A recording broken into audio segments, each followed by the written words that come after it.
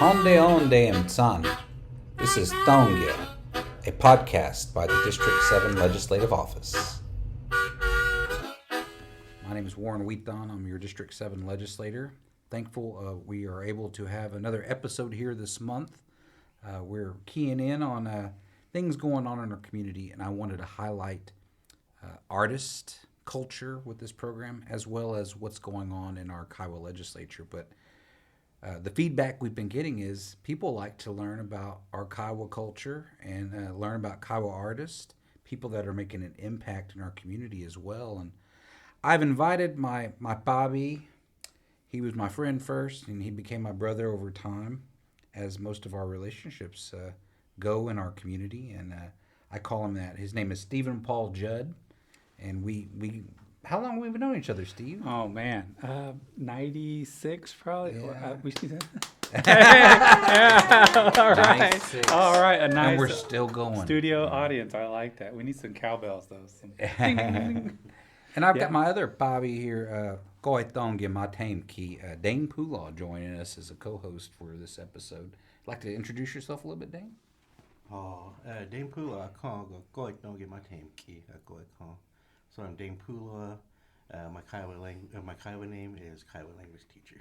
Oh, and Na Goy Kong, the moon is coming is my Kiowa name. And Steve, you got a Kiowa name? I What's do. I'm going to pronounce it wrong, so I'll let Dane pronounce it. Okay, go ahead, Dane. Motan Goy Kong. Oh, Motan Goy Kong. Oh, okay. Useful, huh?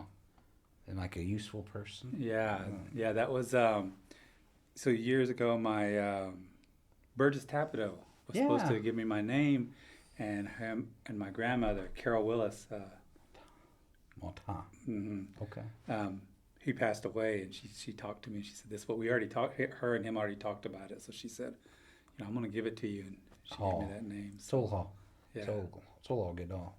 Well, Bobby, we've known each other a long time. Been through a lot in our life as That's students. right. Yeah. Lived together, worked together. That's right. Oh, that's right. We At worked Goldsby together at Gaming Goldsby Gaming Center. A lot of Kiowas worked up there too. In Yeah, fact, that's right. the guy who does the music for this podcast Yep. worked there. A shout out to our Bobby Terry Totai. That's Yeah, right. he does the harmonica. He does a little bit of everything. We need to, you know what? We need to make a note of that. We need to invite him on this podcast too. Yeah. Kiowa Ambassador, Mr. Terry Totai. We all worked there, and then Dane would go in there and play, so that's all full circle.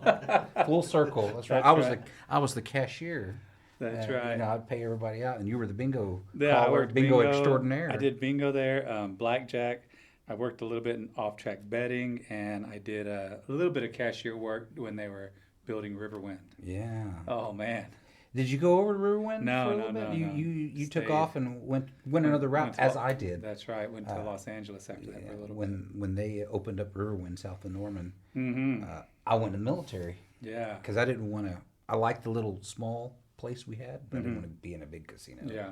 It was just too much. Well, thank you. Aho, Deon Dam San. I'm glad you're here today. And Mr. Steven Paul Judd, he's becoming a famous citizen of the Kiowa tribe.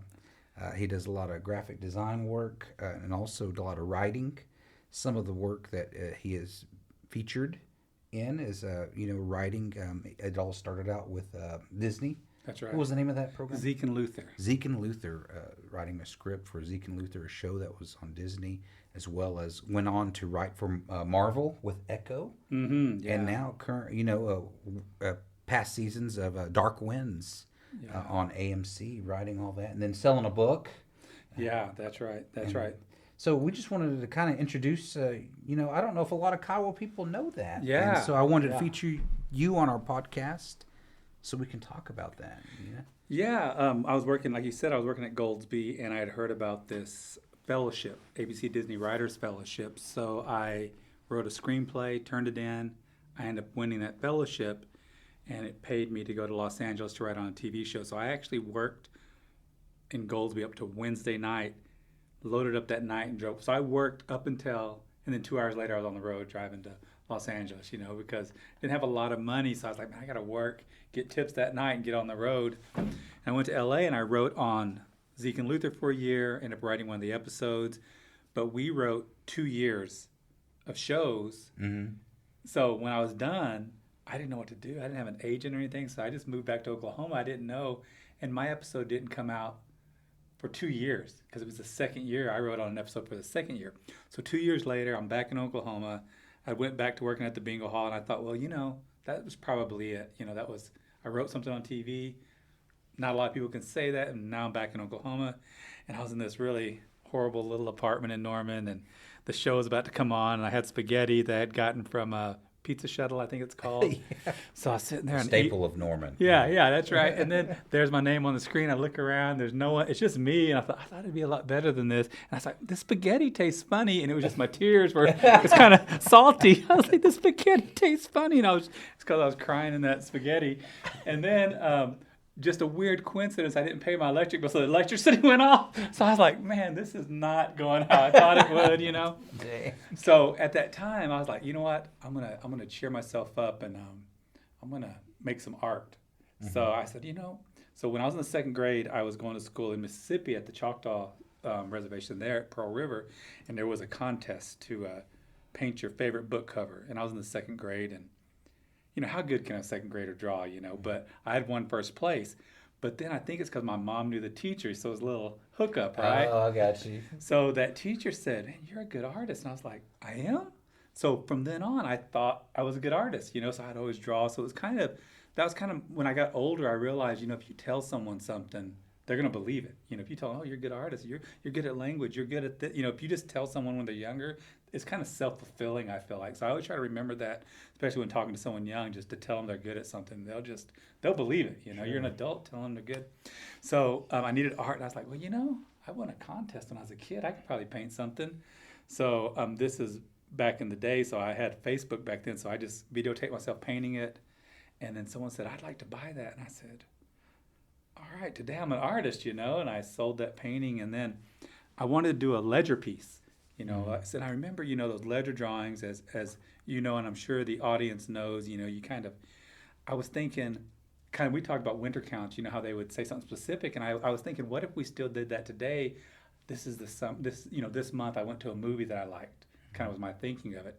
So the first ledger piece I drew was a Teenage Mutant Ninja Turtle, because I watched this movie. So I was like, that was kind of where my mind went. Like, I wanted to do something that was traditionally from Kiowa's did, but how would I do it in a modern day setting as if we were still doing it? Like, what if that's how we showed and remembered things?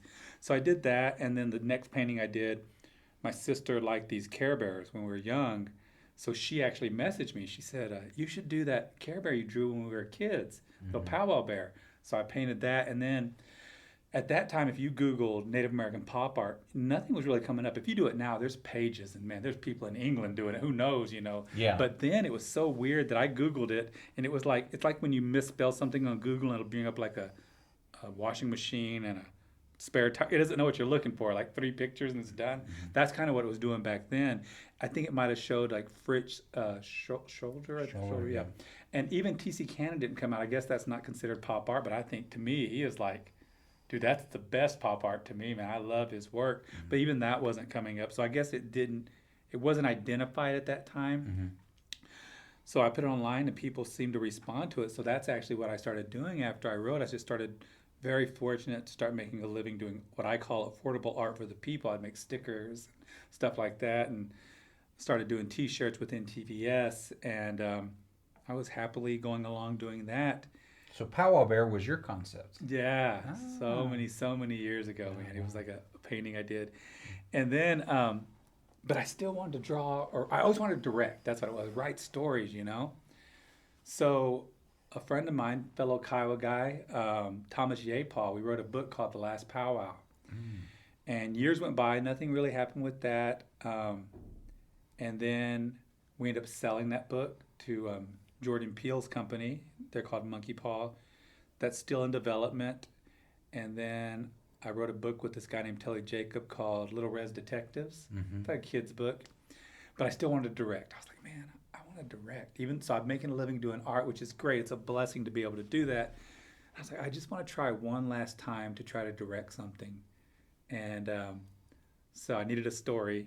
And then one night, I was staying at the IHOP Can I tell a quick story here? Yeah, real quick? go. Go right So ahead. That's what we're I was here at for. IHOP like 2:00 in the morning, downtown Oklahoma City, and this guy, I see these guys outside, and they were kind of like, I didn't know if they were all together, like four dudes, and they were kind of like hustlers, not homeless, just kind of guys out front. And hey, man, let me hold $5, or let me hold a cigarette. And there was this big native dude out there, right? He was big, like Yeah. 6'4", 250. I was like, oh man, and I was like, okay. So I start walking to my car. He was so big, his hat looked like a little baby hat on his head, Yeah. and he was missing his front teeth. He looked like baby Huey. And I was walking by. He goes, hey! He starts lumbering over to me. I was like, what's up, man? He's like, my brother. He goes, I'm Kiowa, And I thought he saw my tag. So I said, okay. Your Kiowa tag. Yeah, he's just trying to like hustle me a little bit here. And he goes, so here's the deal. I was like, okay. He goes, my brother likes to drink. He said, I don't drink myself, but they got him locked up in county. And I was like, I think he's going to ask for bail money. I'm like, okay. And he goes, and they won't let me take his truck home on account I don't have a license. And I said, uh-huh. And he said, if I give you $5, will you take me to the Indian bus stop? And I was like, what? He said, the Indian bus stop. It takes you wherever you want to go. Carnegie, Anadarko, Chickasha. I just need to go to Anadarko myself.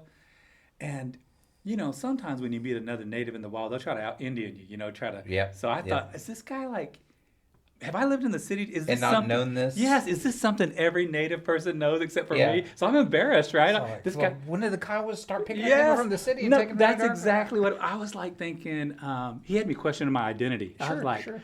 okay, does every native person in Oklahoma City know? Now I don't feel like have I lived in the city too long?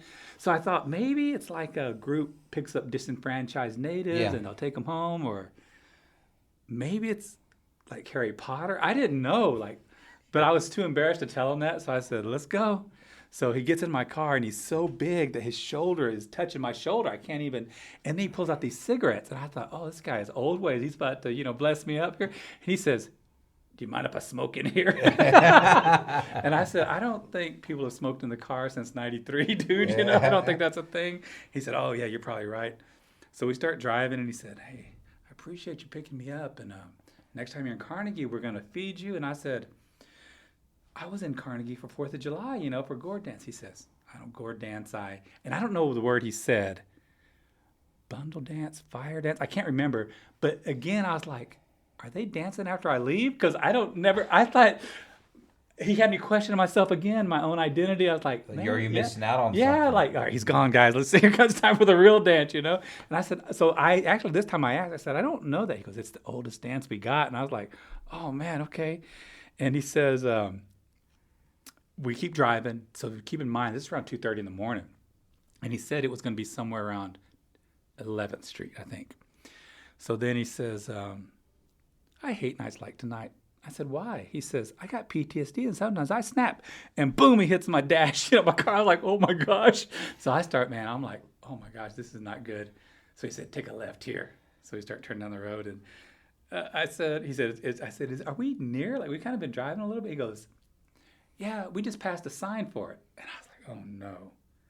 Oh, well, I said, I thought you said it was on 11th Street. He goes, no, it's on 10th. I was like, oh, I know that wasn't right. So then he says, we just passed a sign. And then I was like, there's no way there's an Indian bus stop sign. I would have that on Instagram, right? Like, Indian bus stop. So then I start thinking, is this is this a trick? Like, they just find people and these guys are going to roll me or take my car. Absolutely. So I was like, okay. So I was like that movie. I don't know if you ever saw A Beautiful Mind, where all those those equations come up. So I was thinking, okay, if this guy's by himself, I'm gonna fight him. I'm not gonna let him steal my car. But if there's another guy, and they don't have any weapons, I might try to see if I could, I don't know what I was gonna do. Billy Jack. Yeah, something, man. It was gonna be crazy. I'm gonna put this. Something's going. Yeah, right this up the foot. side of Yes, his yes. head. And I thought, what if they have a weapon? I said, well, I got my phone in my pocket. I'll let them go with the car, and I'll call real quick. And what I was trying to do was make a list of how I would react. Like I just thought, you have to react. All those equations. That's Courses right. of action going Yeah, through yeah. your mind. Oh, and first thing I did, when he hit that thing, my window was up, and I rolled it down because in my head I thought he was going to hit me, and I'd hit the window and just bounce back and forth like Popeye or something, So I said, all right, I'm going to roll down the window. That at least give me a fighting chance. So and then this is true. This is totally true. I thought, man, I might. Why did I pick this guy up? I might I might get killed tonight. And I remember thinking, man, you have not owned an alarm clock in 7 years. You've gotten to travel the world just doing art and short films. And this is, everything possibly to tell the truth.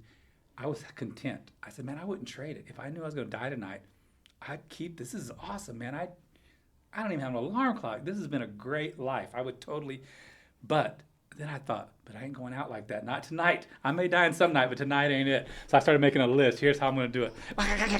And this is a big dude too. So I keep saying he's a big guy. I always imagine if I saw him in real life. Now he's probably a little guy who's so scared. I swear he's 6'4". He's like, he's a little bitty dude. So anyway, we keep driving, and he says,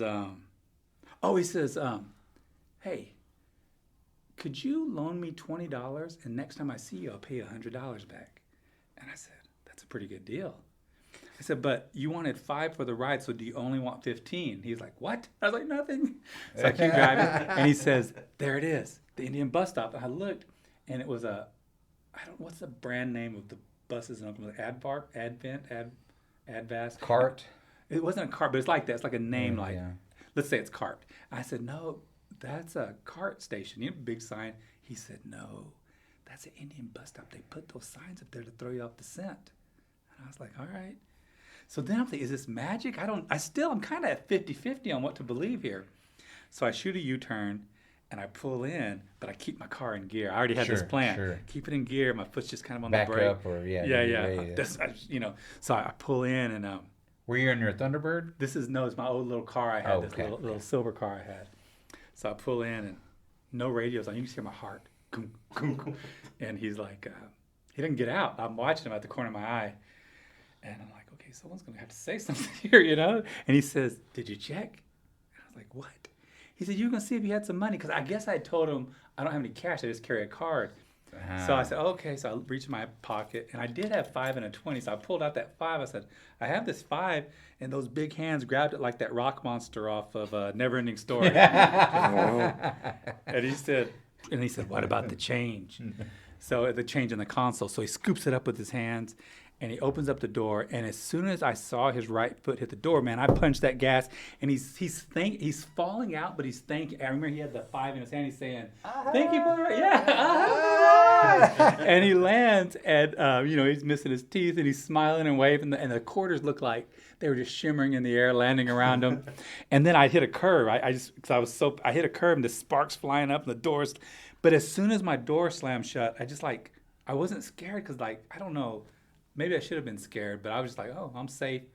But then curiosity I want to know what's going on at the Indian bus stop. So I cut through the alley, and I turn off my lights like I've seen in the movies, and I creep up on him real slow. And I come around the corner, and he's gone. And I was like, whoa, where's this guy at?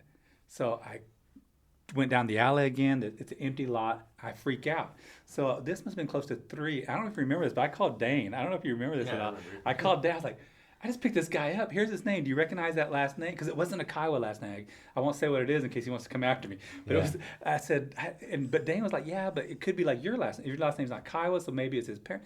And I was like, okay. I said, what about this dance? Have you ever heard it? He goes, no, I never heard that dance. So this is 3-something in the morning, right? I'm just so freaked out by it all, So I go home. I get on Facebook. I'm trying to find this guy. I don't even have a Facebook. I started up a Facebook. I'm trying to find this guy. I can't find him anywhere. Every day for a month. All I thought about this. I thought about the trip. What did it mean? What was he talking about? It just kind of consumed me. So I said, you know what? I want to write this as a screenplay, maybe tweak it a little bit. I wrote that screenplay, and I got online, and I said, hey, I want to make this short film. If anybody is independently wealthy and they like what I make, contact me. P.S. You won't make your money back. And I had someone reach out within 5 minutes. I'll pay to make this thing. Wow. And I was like, this is awesome.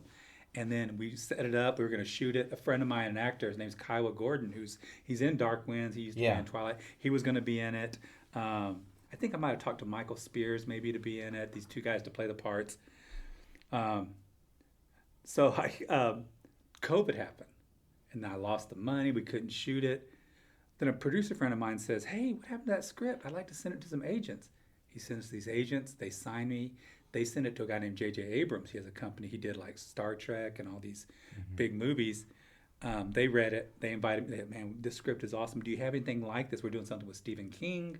Can you give something similar to this? So a week later, I come back and I pitch this idea. They buy it from me in the room, and I write it for them. Then someone was, I think Echo around that time was like, "Hey, we're doing Echo." I sent them the script. I get hired on Echo. So everything from that night of picking that guy up, and this is what the whole point of the story was. Everything professionally in screenwriting or filmmaking started that night with that guy. Oh. I would have never wrote that script that got me my agent, which got me the introduction to them, which got me the job. So whoever that guy was, if that was even a guy, I don't even know. But it literally started. I can trace everything back to that moment of this native dude. I'm picking him up, telling me he was Kiowa. Might be same day. I mean, Yeah. I would. It would freak me up enough that I would call someone at 3 a.m. That's how I was like, and he was gone. I mean, like this guy was disappeared. Like I feel like that I'm not crazy. Like where did this guy go? He's not in the field. It's an empty lot across the street, and then it's the alley. So I'm circling around trying to find this guy. Like a time portal. Something. It was enough that it made an impression on me where I couldn't stop thinking about it. And I wrote that. So he called you at 3, Dane? Yeah. Did you sound pretty freaked out? Yeah. Really? I was like, this guy. He said, "Is this name? Is it a?" I would Kyle call name? Dane too if something like Yeah. that happened to me, I was because like- Dane's the person you kind of go to when things like that I forgot that I remember I called Dane, but I forgot Dane was here. So it's so cool because I've told this story many times. People are like, man, I call my cousin out, but that's good. I got the cooperation here. Dane, I got a question for you. Like, I think something like, I think it'd be a cool project. He talked about like all the ledger drawings that we did at Fort Marion. Yeah. But we got our calendar symbols too. Yeah. Some of that work, does anybody doing that work anymore? Calendar work? Yeah. I don't know. It'd be interesting to kind of think about, for the Yeah, I future. would love, to maybe we could talk to But some you're people. going to have to tan the hide. And Yeah. You're going to do everything. Let me tell you, I wanted to make this buffalo project. I painted on a couple of buffalo hides, but I do it in that traditional way. I got on eBay and found a guy that did it, brain tan. So Traditional. yeah. You ordered it from eBay. Yeah. Somebody was doing brain tanning. Oh wait. Let me Tradish tell. guy, All right, hold the story with the brain tan. I'll tell you another one. I wanted to make a what was it, parfleche, right? I don't know Oh, what yeah, I know the what you're talking Kiowas about, yeah. called it, but the Hot so get go don't get parfleche. Oh, cool. But I think there's a fancier name for it Oh, too. okay. yeah, like carrot carries things, right, or something Yeah. like that. So I was like, same idea, ledger, modern. I said I'd like to make a backpack, parfleche backpack, And I'm pretty sure everyone knows what we're talking about, parfleche. You think? I think so. I think they can. If they're not, they can look it up. Yeah, on, look it up real YouTube. quick. Yeah, you'll see On a the picture. network. Yeah, the picture. Yeah. So I was like, okay, I want to make this backpack, and I was like, okay, well, first I'll make a pattern. And I just found it literally 2 days ago, but I cut it out of cardboard. I was like, oh, I can do this. So I ordered some in that old way Tandy, right? Got the parfleche. And then I was like, how do I make this? This thing is hard as a rock. Yeah. So I got on YouTube. Really? Yeah, really, yeah. It's kind of like you had to soak it. Yeah, Soak yeah, it that's so- it in the bathtub. Yeah, Yeah. bathtub. So someone on YouTube tells you how to do it, man. I didn't even know. So I got that bathtub, man. I soaked it up, and like, there's like not exact. It's kind of like they're teaching something else, but I was like, I think I can figure this. Kind of like drum making or something. Yeah, like yeah, it was that. for something else, but I was like, let's Cut- make it. cutting like the But it sides. didn't like tell you how long, so I was kind of testing it. It just started feeling like skin. It was Yeah. so creepy, man. I was like, I felt like Silence of the Lambs all of a sudden, So I got it and I made that, and I actually did it by hand. I was using like a mallet because I just got whatever you can get at Tandy, so I didn't have a machine. I was boom, and I was sewing it, man. So I made a backpack and I put Jay Silverheels on it, So anyway, that was one thing I learned. And so same thing with the buffalo. I don't know anything about. What do I know about you? This is, I wish I knew, but I didn't. So I ordered this. It said brain tan buffalo. So I ordered it. So all right, whenever I'm ready, I'm gonna break this thing out. So about a month later, I was A like, hide? yeah, it was a hide. A buffalo. whole hide? Yeah. Wow. And I was like, oh, it's time. It's been a month. I'm gonna have to open it up. Moldy. So I guess it came wetter. I didn't know you're supposed to take it out right away. Oh. Dang, moldy buffalo. Same I was like, day. oh man. Same day. Like I thought this would be dry, ready to go. Oh, moldy buffalo hide. I'm glad, God, what kind of Who's Indian gonna name would get I've that got cow there? name? Yeah, Who's gonna get that coy name? Yeah, for real. Moldy Like buffalo, on bean, right? moldy buffalo hide. That's right. I was like, what? They're trying me. You got a question for him or anything? What about a commodity killer? Oh, Oh yeah. So one time, this is back when I was still in college. I worked in a summer program at Riverside in Anadarko, and so it was really neat. The program was really neat. It was like, which they talk about more nowadays. So this was kind of, I felt a little bit ahead of its time. I felt like, but it was like, can you teach Native kids using cultural way to teach them? So for instance, I would teach sports as a way of teaching mathematics, arrows, okay, distance. yeah. When you know, it's kind of like, so I was in charge of sports, but it was like, can you teach Native? It's something like that, right, Dana? It was kind of like, how can we use culture to help teach? It was kind of like a program for the summer. So I stayed there and I lived on the campus there. And but you know, I've always loved film. And so I said, hey, we should make a movie while I'm here. So Oh, we you're made, at Riverside. yeah, Wow. yeah, Riverside. So we made this Commodity Killer. It was like a horror movie called The Commodity Killer. And I remember that one kid, we put like commodity cheese on his feet. He had to shave off the cheese off his feet. It was just so crazy. I don't remember much about it, but Dane was there. God, dang, that's crazy. That's pretty scary. Isn't it? Yeah. Well, I feel like we could visit all day, but where do you draw inspiration from for all of your ideas? Do you have anybody in specific? Any heroes or No, people that you know, look I up? think I don't know if it's on this podcast if we did it, but T.C. Cannon, man. I mean, He's also a Kiowa citizen. Kyle guy, yeah, and I just look at his art and I think, man, that guy could be painting today. Yeah. Like it's so timeless. It's so I got a chance to look at his DC had a thing, Washington DC, and man, those pictures I thought they were Exhibition. small. They're really big, you know, and man, oh man, that's like my dream to ever own a TC. That's like my dream, right? I don't know if I ever reach that because his pieces are like Yeah. huge, you A know. lot of money. I found some on eBay. They're trying to sell sketches that they say are his, but I feel like they might be OIT, you know? Yeah. But they're like, this is TC Cannon, not signed, you know? I'm like, it does kind of look like his sketches, but I don't know, you know? I wonder where that money goes. I don't You know. know, does it go with his family, like the Cannon family? The I only know. one I know is Dennis Cannon. He's kind of still Monsape in his old age. He'd be the only one that I know that's still around. There's I know one of his pieces traded off market within 3 months ago, and it was either between $250,000 to $500,000. It came up as a private sale. I knew the guy who kind of helped facilitate. I was like, whoa, that's awesome. Well, yeah, I always wonder about that because I did an exhibition or a speech for him when I traveled out to Arizona for the Herd Museum. Yeah. They had a really nice exhibition. They wanted me because he was also a member of the Kiowa Blackleggings. Oh, sure, because of Vietnam and Because of Vietnam, and so he had a lot of his artwork there from the Vietnam era. I've It was seen kind those of an- drawings that yeah. he did, and I think one's like a TV, and it's like a Sure. nuclear explosion Yeah. or something, Yeah. atomic. Yeah. So, TC, obviously, and I love the fact that he was Kiowa, just, oh man, I think it's awesome. I guess I do like looking at old stuff that the Kiowas did or the Choctaw did, my other tribe, just to look at it and go, oh, is there a modern version of that or indigenous people stuff we used to do? And then the other part is Mulvane too. I just kind of, I wake up and it's just, It's just going. Yeah, First just- thing, your brain. yeah. In fact, today I'm going to work on one. It's I want to do. Do you remember that? So I did a version of this before, but I want to do it better. So it's going to be. I'm going to work on it today. So I may have the sketch done today because I want to try to do it before I head out of town.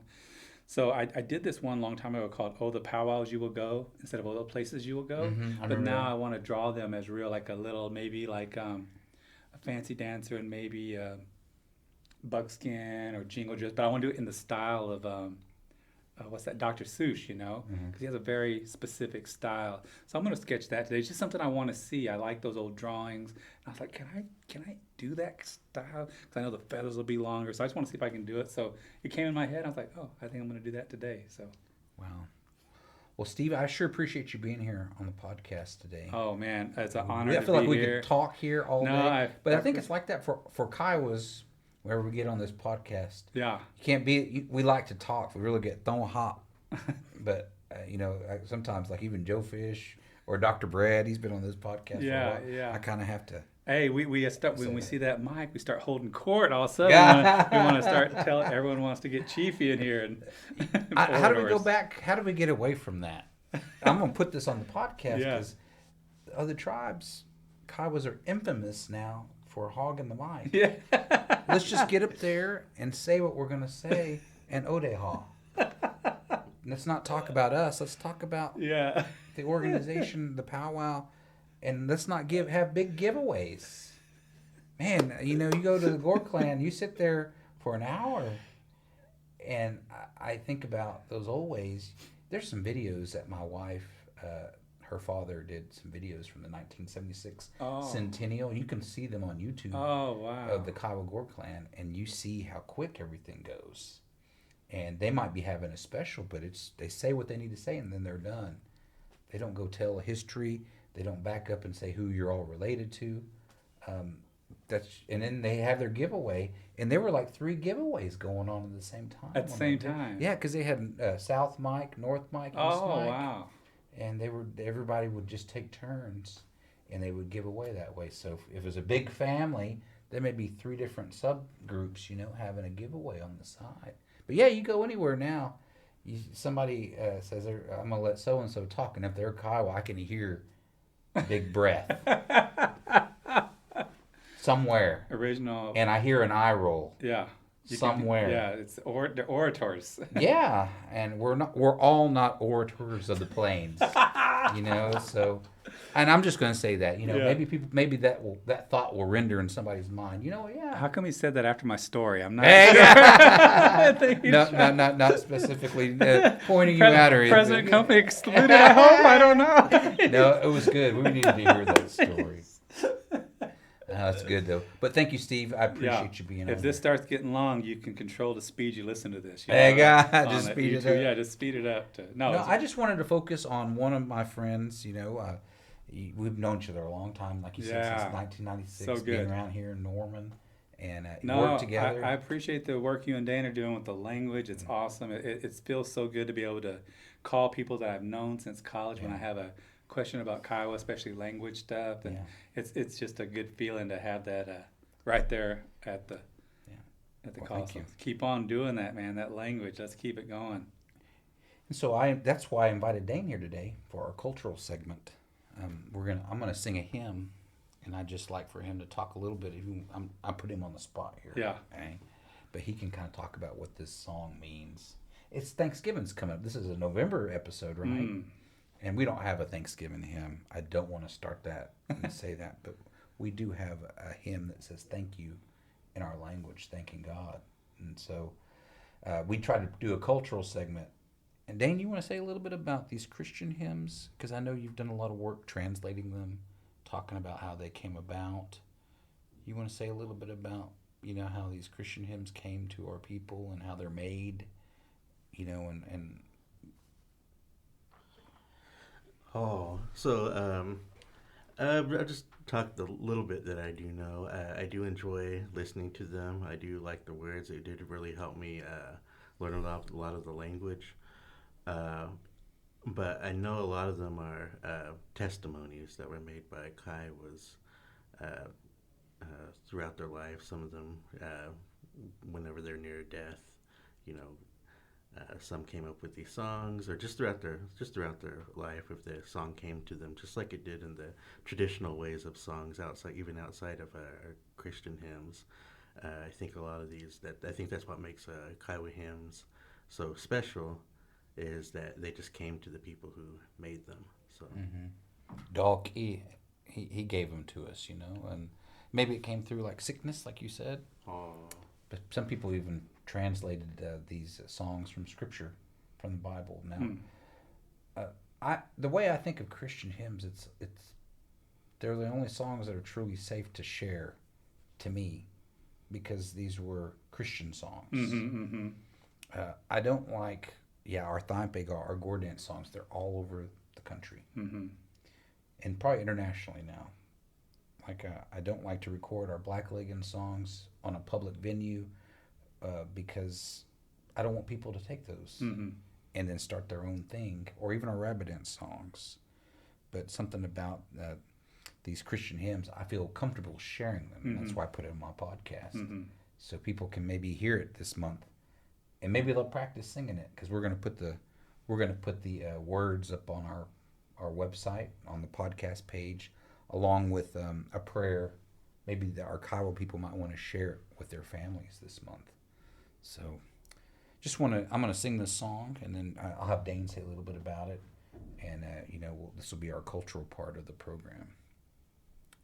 Aho dok iyata ame, aho dok iyata ame, dot sai pedo yata ame, dot sai pedo yata ame, gatape gana yata ame, maunde. Aho dok iyatame, aho dok iyatame,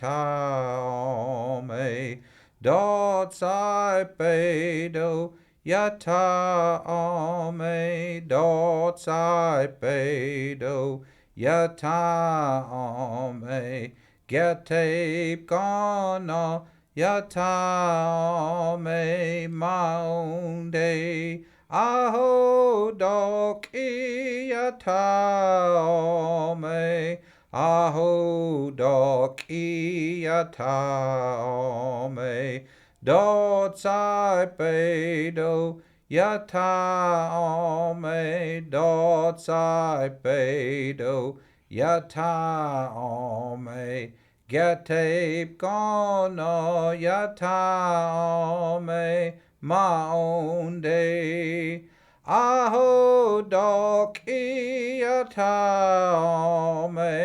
aho dok iyatame, dot sai pedo yatame, dot sai pedo yatame, getape gana yatame maunde. All right, cool, Bobby. Right. So this song, I apologize for not really always knowing the origin of the songs. Actually, me and Steve's grandmother, Carol Wilton Willis, was the one who interpreted this for me. And so I'm going to at least do the interpretation as close as she's interpreted it for me. So first part of the song, aho dal-ki. Aho is thank you. Dal-ki is our word for God. So aho dal-ki. Thank you, God. Yanta ome. So ta means help. Ome means to make. And ya means for me. So help me, or do help for me. Yanta ome. Dotsai, that means prayer. So dotsai bedo, yanta ome. Dotsai, prayer. Bedo, because of. Yanta ome, he has helped me. So dotsai bedo, yanta ome. Because of prayer, he has helped me. Oh. Getape komno. Komno means to call out. Tape means in desperation. And ge means I, and literally more like I to him. I call out in desperation to him. Getape komno yanta ome, and you help me. Oh. And then my own day. Oh, my own day.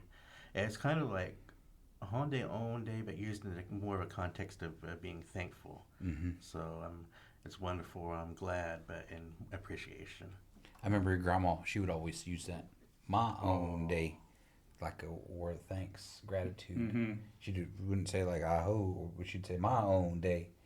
But y'all's grandma, their grandma was Carol Bowtone Willis, both my brothers here. And she would always say, I don't like it when people say, ah ho.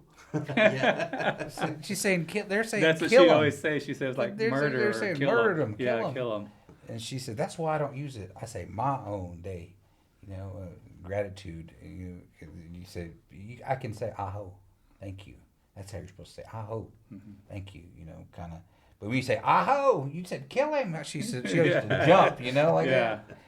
She was a good, fine lady, and I enjoyed working with her. And Dane took over for me after I went to Iraq, and it was kind of a somber moment for me. Like you talk about, your journeys. Mm-hmm. That was my journey. Mm-hmm. I got deployed Mm-hmm. and I had to leave my job, and Bobby followed me. Mm-hmm. He kept up going, Mm-hmm. and he's still here. Mm-hmm. And I'm really proud of the work that he's doing. Like you said, Mm-hmm. language, keeping our language alive. It really means a lot, because one of these days, especially with this new administration coming in, when are they going to ask, how are we going to get out of the Indian business? Mm-hmm. What makes you an Indian? Mm-hmm. Do you have a language? Do you have a culture? What makes you different from other people? And that question's going to come up again. Just in my analysis, Mm-hmm. it'll come up again. Hopefully not in the next 4 years, but it could. So we have to be prepared for that. And Dane's doing the work to kind of make sure that language goes on. So appreciate it, Bobby.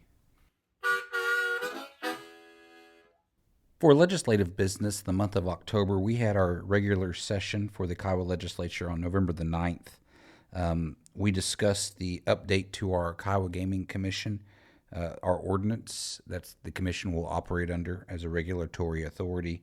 The legislature's had this for over a year now, but we've been working with the different entities, the Kiowa Casino Operating Authority, as well as the executive branch and the Gaming Commission, to kind of come to a consensus on a document that we were ready for the National Indian Gaming Commission to take a look at. They now have finished that final document, and we are going to submit that to National Indian Gaming Commission for an internal review this week. So just wanted to give you an update. Once we get that their notes back and their feedback on our drafted ordinance, then the legislature will be in a position to approve, and the Gaming Commission can start regulatory under that new ordinance. The second point of business was the First Amendment to the Kiowa Code of 2017. This is our criminal code that the judicial branch wanted to review and update. So that is being sponsored by Mike Primus. If you have any questions or would like to see a copy of the criminal code, it will be posted to our legislative website, but you can also reach out to Mike Primus in District 2 for further information. Mike Primus also is supporting a statement of support for the Truth and Healing Commission in regards to Indian boarding school policies and bolstering initiatives. Hopefully, we can see how those families that were members of the boarding school system, there may be some funding or some events planned that focus on reconciliation and telling the truth of our relatives that went through the boarding school system. So that's also being sponsored by Michael Primus. A couple of new resolutions were read into record. The first one is the Kiowa Tribe to authorize signatures to conduct business with the Bureau of Trust Funds Administration for American Indians. Also, the acronym is BTFA. That is sponsored by Timothy Sapahoodle, District 3 legislator. There is also a new resolution that I am sponsoring for the Kiowa Tribe to recognize and honor our Kiowa veterans who have served and received the Purple Heart Medal for our reservation in Southwest Oklahoma to be recognized as a Purple Heart reservation. It being November and Veterans Day is in November, I felt it was appropriate to read that into record, and hopefully we'll gain support from the rest of the Kiowa legislature. And then there are a couple of other amended resolutions for bank account purposes. One of them was for the Bank of Oklahoma accounts and sovereign bank accounts, and really it's just lining out who has signature authority, taking off the former vice chairman, and then putting the new chief financial officer, Mr. William Weaver, on some of those accounts. And so both of those bills were sponsored by Mike Primus, and just to get the account and the signature authorities in line. So just wanted to give you that legislative update.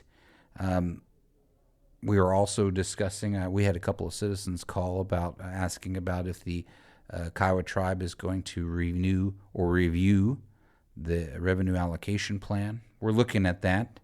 I'm going to start talking about it. Personally, I'm not a big per cap supporter, but I'm always going to keep my options open and my ears open. If anybody would like to write me an email, Give me your feelings on, do you think Kiowa citizens need a per capita payment out of our gaming revenue? That's a question for all our listeners. Send me a note to wqueton@kiowatribe.org. I'd like to hear from you. Thank you all for listening this month. Have a great rest of your month, and happy Thanksgiving. Aho. Deon de aho for tuning in to this episode of Thongya, our District 7 podcast. The music was provided by Mr. Terry Tsotai.